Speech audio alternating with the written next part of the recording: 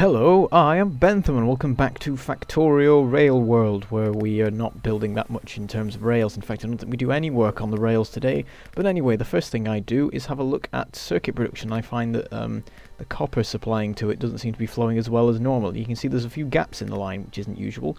And after making my way over to the smelting area, I find that it's actually running down. It's like there was a build-up and now it's draining, which is a bit strange. So I go over to the mining area to see what's going on. It looks like things could be flowing a bit faster. I mean, it looks on there like it's not moving, but of course that is just the speed of the belts. So I decided to go and add in some blue belts, but unfortunately there aren't actually any available, so I have to make my way back over to the base and grab a stack out of there so I can go and work on that. I decided to check up on the modules before I go back, just see if there's any more to grab. And there's a couple of bits here and there to make use of. And in fact, I decide before I set back off back to sort out copper that I'll make a couple more level 3 assemblers. And you can see I got a bit of science done there, though at this point it's not really worth remarking on because it's just random stuff that's left. There's no particular things I'm researching that I have any reason to. But anyway, I replaced green science with some level 3 assemblers and put in some level 1 efficiency modules, and then I decided to make my way back over to copper. But first of all, I just have a quick check because it looks like the build-up has depleted completely now, and there it goes. So suddenly, nearly half of circuit production isn't operating, which is a bit worrying. Why has that happened? I'm not really sure. So I make my way back over to the outpost, well, not the outpost, the mining area to see how things are going. And I just start making a couple of tweaks to make the ore flow faster. It's sort of hard to see exactly what I'm changing with the because of the speed that things are flowing at, but basically there's a few bits where there's bottlenecks, and I'm just sort of clearing those up using blue belts and things like that. And that seems to help quite a bit. There's a lot more stuff flowing. Make another tweak there just to maximize things, because basically what I'm trying to do is get things even between the two belts, but with not as much space to work with. So it looks like all the mining drills are going pretty much now, apart from this one that's here. So I just decide to tweak the conveyor belts there, and suddenly it's all working fine. So now every single mining drill is operating, and it's all going onto the belts as fast as it possibly can. So I quickly run around and put in a couple of blue belts on the corners of things just to keep things flowing at full speed. And you can see that right now all of the mining drills are running. So what I decide to do is make another 4 of them and extend out the smelting area a bit here.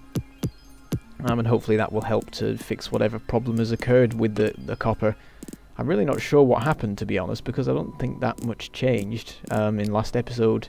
Well, actually, no, there was some stuff that changed last episode with copper, but nothing like at the end that would make it seem like copper would run down. Well, I don't know, maybe there's something I missed, but I have a bunch of efficiency modules, and I decided to fill up all of the smelters for iron in the new smelting area, and then what's left goes into the ones in the copper smelting. So then I make my way back over to the old smelting area, have a look at that, and I have an idea. So what I do is I start, well, first of all I run off and grab a bunch of materials, specifically steel. We use a lot of steel in this episode, actually. What I do is I make another 4 smelters. So actually over here all of the smelters are still running, so it definitely seems like a good idea to do that. Just plonk all of these down. So we now have it, what is it, 20 smelters here? I can't see them all, so I can't count them properly. I think it's 5 by 4, so there should be 20 smelters now. And clear out a bit more of an area behind. It's a bit of a shame that there's this massive forest that I have to clear to put the smelting area in place, because of course that's not going to be good for the pollution. It's going to be sort of going straight through that forest if we clear it up.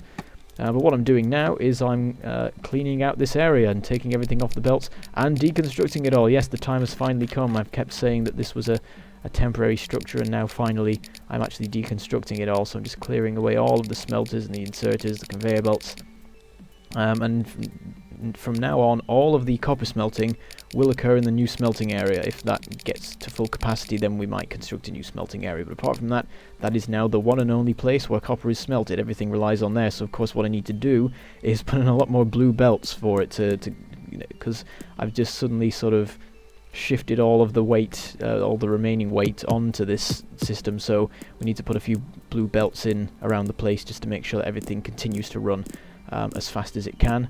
So then we add in another 4. So what I've basically done here is I added in 12 furnaces total to this area, and I took 8 out at the old smelting area, so that's a definite improvement there, and hopefully that should help with whatever the problem is. So I'm just tweaking all of the substations here. This was like ages ago. I set up the substations in this particular way, and then I changed them still ages ago when I was putting in the iron system. But it looks like I never actually got around to actually sorting it out for copper. But there I go, just fixing that all up and getting the substations into the right position. Everything's running at full speed there. And it looks like the copper might be slowly running down. It's hard to tell, to be honest, and the belt's completely full. And if I go back here, I find that there are mining drills that are, well, yeah, there are mining drills that were off. I was about to say, oh, actually, that one was finished because it had run out of ore, but there are a few that are off anyway. So, obviously, we can increase the rate at which it's going so that we can, so that all the mining drills are running. You can see they're all running right there, actually, but they weren't a minute ago, so it's probably a good idea to speed things up. You can see, look at this beautiful pattern here, all these circles that have been made by the copper flowing. That's lovely. I wish it would stay like that, but unfortunately this doesn't last for long, and the setup changed. It's all about the very precise speed at which the copper goes into the splitter, and also the splitter that evens out either side of the belt, and then the splitter that separates it between two belts. But anyway, I'm just having a look around the base now and inspecting everything, making sure everything's fine, and there's some more level 2 efficiency modules to pick up and so on. And actually, I'm not really sure what I'm inspecting. Sometimes I forget what I was doing in a particular episode when I look back at it, but I just seem to be looking around there and seeing how things were. And I decided to go around and sort out all of the coal, resupply everything, but I spot while I'm there that actually the plastic has built up. The train is full and the chest is full, so now the limiting factor is the unloading rate of those assemblies. So I stick in a second one to double the speed, which means that from now on, hopefully, advanced circuits should run at full pelt, assuming that there's enough electronic circuits coming through, which is a bit worrying at the moment. It looks like that might not be the case. But anyway, going around the iron deposit, there's a few more mining drills that have run out, so I just clear those away. And you can see that this iron deposit is shrinking quite rapidly now, and there's not going to be much left in a couple of episodes. And I also decided to have a look at this copper coal, this coal mining area over here, because it's been a while since I've come over here. And I also start checking the power, because it's a long time since I've addressed anything with with me putting solar power in. So it might be that we need to do something there. And anyway, I come back over to the base and have a look at the smelting, and I decided to put in some fast inserters for the steel, because now the belt isn't full of iron anymore. It's sort of it's flowing past, and the standard inserters can't grab it quick enough.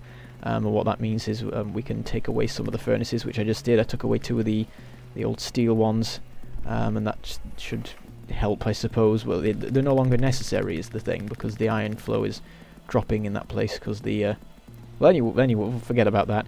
I've come over here, and you can see I've just switched off one of these steam columns, because I checked the power overnight, and it looks like everything was running absolutely fine. There was more than enough solar power, more than enough accumulators, because of course all of the efficiency modules that we've been putting into things have been reducing our power usage. Even though we've been building more things, we need less power, so we can shut down the steam engines, and the old solar system will keep everything running, which is great.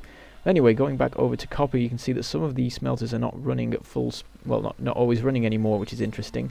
I go back over to the area over here and see how things are. I realise that there's a bit of mess here now, because I built that system to speed up everything flowing when the old smelting area was still in place. Now it's gone, I might as well make some tweaks. So I'm just sort of straightening things up here and making sure that everything is running as fast as it can. And then I start putting in blue belts all along this this line here for delivering the copper ore to the smelting area. Unfortunately, it's going to require a lot of those, because it is a fair distance that it travels, and maybe I should use a train. That'd be good. I could use trains.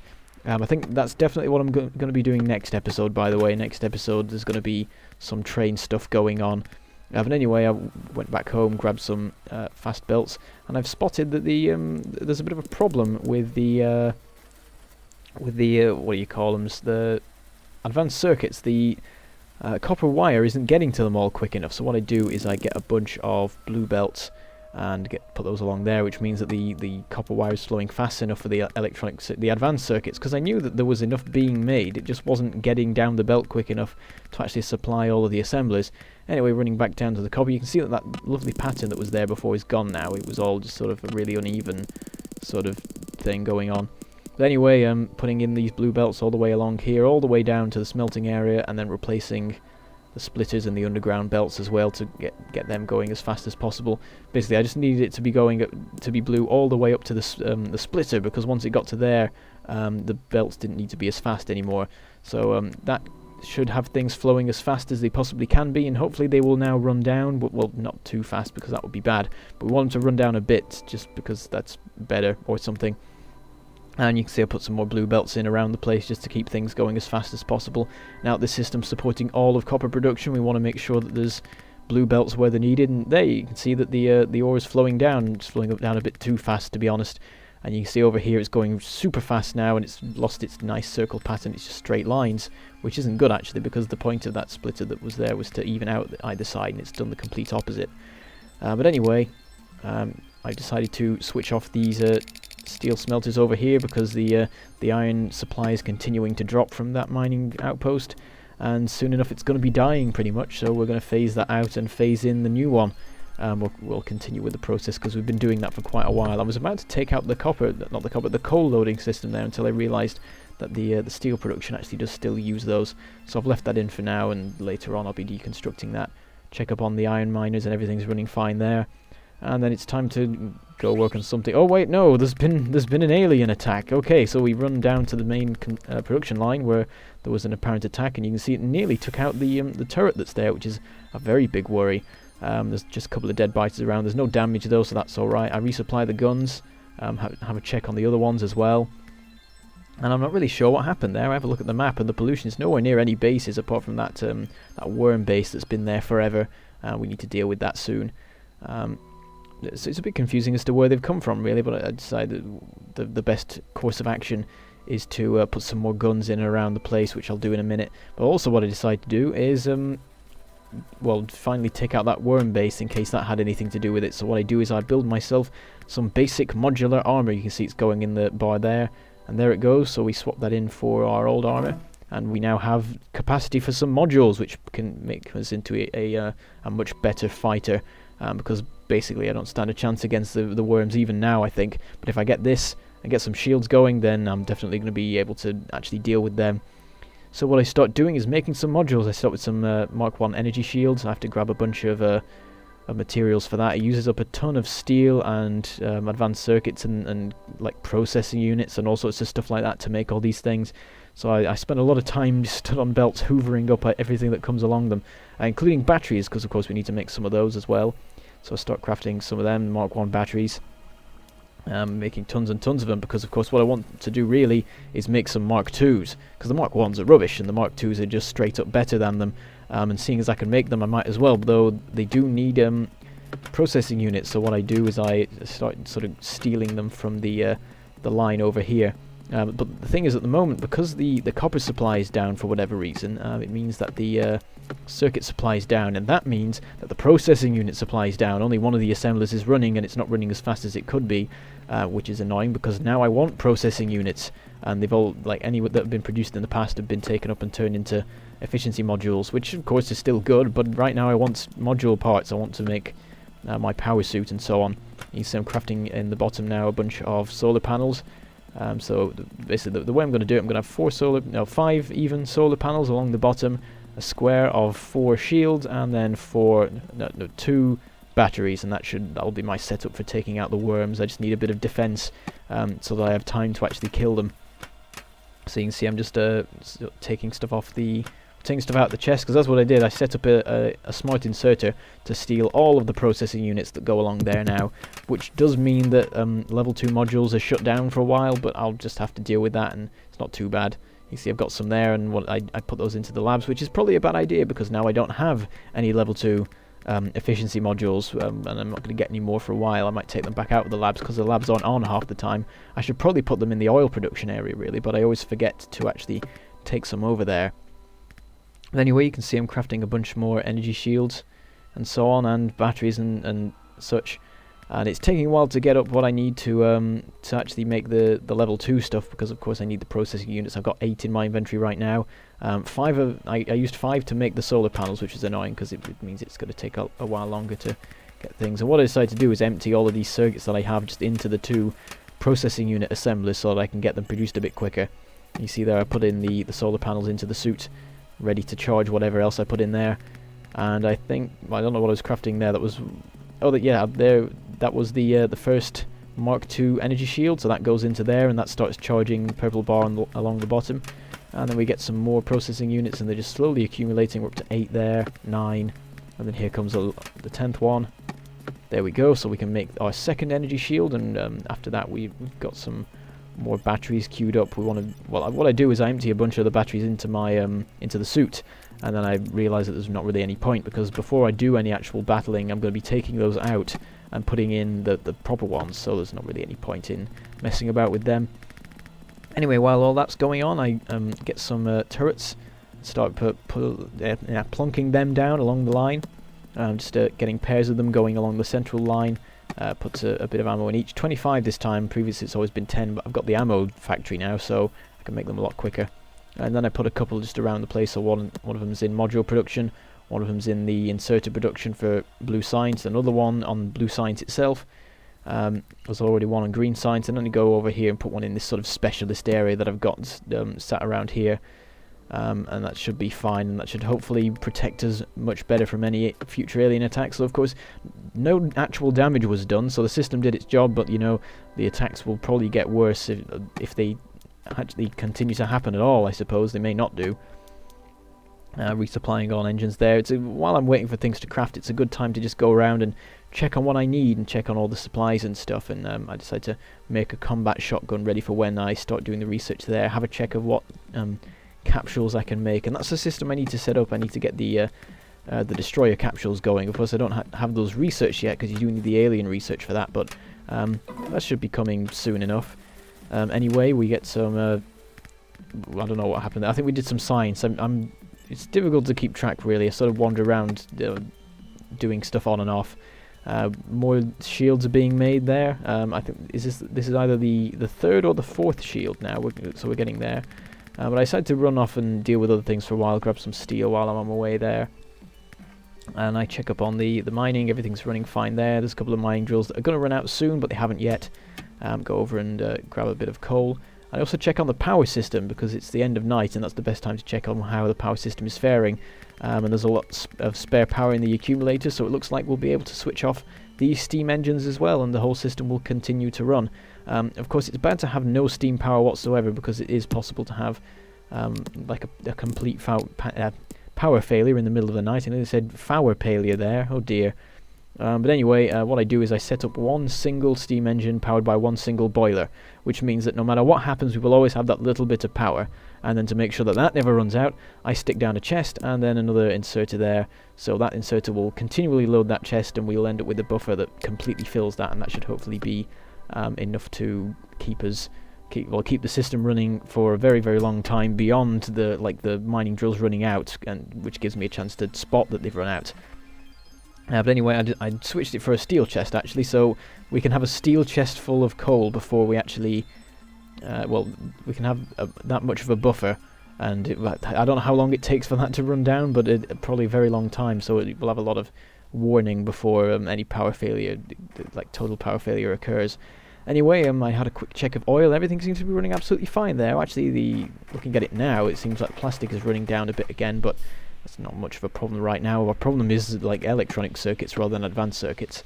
But I make my way home using the oil train, and then there's another attack just as I was like trying to inspect the copper mines, and now I have to try and make my way through. It's an absolute pain. It's a nightmare to get through that horrible field of miners. But I made my way over, and nothing bad happened. There was a wall, and they did a little bit of damage to it, but very little really. There's a bit of resupplying to do, and that's pretty much it, so that's alright. But the more worrying thing is the fact that there was an attack. That means that's 2 attacks this episode, which is probably more than there's ever been in a previous one, because of how energy efficient things usually are here. But anyway, now that a lot of the copper mines have disappeared, we can clear this up a little bit better.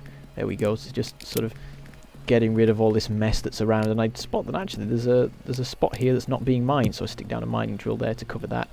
And I also neaten up the power cords just a little bit, not much, just a little. So there we go, and that's continuing on with its mining. It's going to do for absolutely ages yet, I think, that total mess. So I go and resupply the coal in the steel production, and then I also need to run over and grab some more from the coal supply. That you can see there that mining drills have run out. But I decide to just leave things there, make my way back over to the middle of the base, and I shall say goodbye. Thank you for watching, and I shall see you next time.